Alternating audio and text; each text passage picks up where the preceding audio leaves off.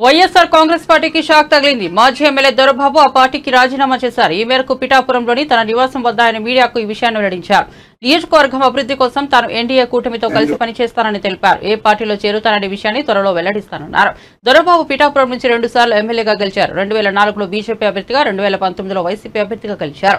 2014లో YCP నుంచి పోటీ చేసి ఓడిపోయారు. 2024లో పిఠాపురం నుంచి జనసేన అధినేత పవన్ కళ్యాణ్ గెలిచారు. గత ఎన్నికల్లో పవన్ కళ్యాణ్ పై వంగాగీతను వైసీపీ బరిలోకి విప్పింది. గత ఎన్నికల్లో తనకు కాదని వంగాగీతకు టికెట్ ఇవ్వడం, ఆమె పార్టీ కార్యాలయాన్ని తమ సమీపంలోనే ఏర్పాటు చేయడంతో దొరబాబు అసంతృప్తికి గురయ్యారు. ఎన్నికలకు ముందే పార్టీని వీడాలని ఆయన భావించారు. కానీ జగన్ ఆయన్ను బుజ్జగించారు. దీంతో ఎన్నికల్లో దొరబాబు అంటిముట్టినట్టుగా వ్యవహరించారు. ఈ నేపథ్యంలో ఇప్పుడు వైసీపీని వీడుతున్నట్లు ప్రకటించారు.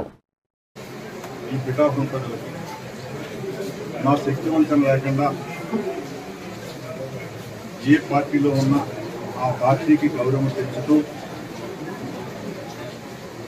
ప్రజల కష్టాల్ని నా సమస్యగా తీసుకుని వెళ్ళడం జరిగింది.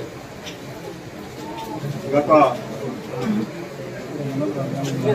2-3 నెలలుగా మీ అందరికీ తెలుసు. అయితే మీరందరూ భావించవలసిన విషయం, నాకు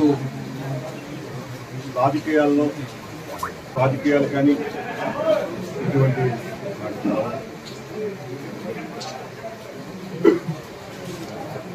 గత 4 నెలలుగా జరిగినటువంటి పరిస్థితుల్లో సమాలోచన చేసి వారందరి అభీష్టం మేరకు ఆశతోటి కానీ ఇంకో రకంగా కానీ నేను ముందుకెళ్ళడం లేదు. ఈ పిఠాపురంలోనే ఉంటాను. త్వరలో వాళ్ళందరితోటే నిర్ణయం తీసుకుని ముందుకెళ్తానని చెప్పి మీ అందరికీ కూడా నమస్కారం. నాకు పార్టీలో